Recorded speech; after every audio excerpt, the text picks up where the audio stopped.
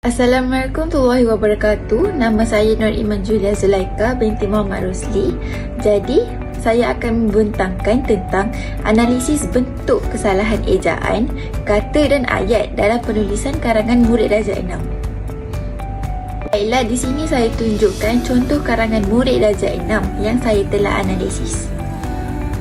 Baiklah, yang pertama kita akan bergerak kepada kesalahan ejaan. Baiklah, di sini kita dapat lihat beberapa kesalahan ejaan daripada penulisan karangan murid darjah 6 ini. Baiklah, kesalahan pertama itu ejaan singki, di mana murid ini telah mengeja sebagai singki kerana dia telah meletakkan huruf J di dalamnya. Perkataan yang betul seharusnya dieja sebagai singki, di mana tiada huruf J di dalamnya. Kedua ialah kesalahan dari perkataan teknologi. Murid ini telah menukarkan huruf J, iaitu ini ialah perkataan yang salah. Kerana huruf kedua terakhir iaitu huruf J seharusnya digantikan dengan huruf G supaya ia menjadi teknologi. Yang ketiga ialah kesalahan dari segi tangka tandas. Sepatutnya pembetulan ialah tangki tandas. Huruf terakhir seharusnya digantikan dengan huruf I. Baiklah, kesalahan yang keempat pula iaitu dari segi perkataan risiko, di mana murid ini telah mengejanya sebagai resiko. Ini ialah kesalahan kerana pembetulan ia sepatutnya dieja sebagai risiko, di mana huruf I seharusnya digantikan dengan huruf I. Akhir sekali ialah kesalahan dari perkataan peserta.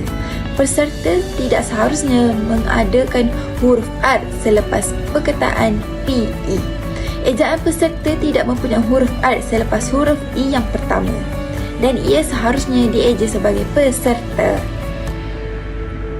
Baiklah, yang kedua kita akan bergerak pula kepada kesalahan kata. Baiklah, di sini saya telah gariskan beberapa kesalahan kata dalam penulisan karangan murid darjah 6 ini. Baiklah, kesalahan pertama ialah itu dalam singki. Sepatutnya murid ini harus menggunakan perkataan di dalam singki. Ini kerana kesalahan penggunaan kata sendiran dan tidak terdapat dalam ayat. Penggunaan kata dalam kata nama yang tidak mempunyai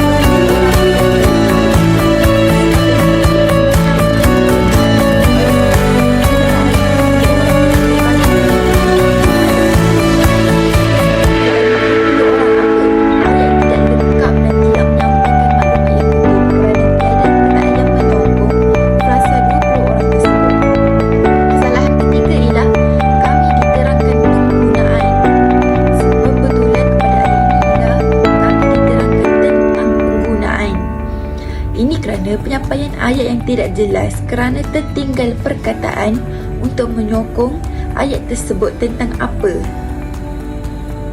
Kesalahan ayat yang keempat pula ialah teknologi ini mengurangkan. Murid ini sepatutnya menukarkan ayat itu tersebut menjadi teknologi ini mampu mengurangkan. Ini kerana ayat yang tidak gramatis kerana tiadanya perkataan yang menyokong frasa tersebut. Akhir sekali ialah telah memberikan pengetahuan. Pembetulan kepada ayat ini sepatutnya menjadi telah memberikan banyak pengetahuan. Ini kerana ayat menjadi tidak gramatis. Tiada penggunaan kata bilangan di dalam ayat untuk menerangkan bahawa murid tersebut telah mendapat banyak input daripada program tersebut. Baiklah, di sini saya dapat simpulkan bahawa tata bahasa ini sangat penting dalam penulisan kerana ia memastikan mesej disampaikan dengan jelas, tepat dan berkesan. Dengan penggunaan tata bahasa yang betul, penulis dapat menyampaikan maksud dan mudah difahami. Apabila ayat disusun secara teratur, pembaca dapat memahami maksudnya tanpa kekeliruan. Tata bahasa juga membantu penulis menyusun idea secara sistematik yang sangat penting dalam esei atau artikel. Secara keseluruhannya, tata bahasa merupakan asas dalam penulisan untuk menyampaikan idea dengan efektif, membina imej penulis dan memastikan pemahaman yang jelas. Baiklah, ini rujukan yang saya gunakan sepanjang saya menganalisis karangan murid darjah 6 ini.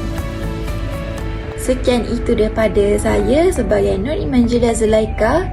Terima kasih.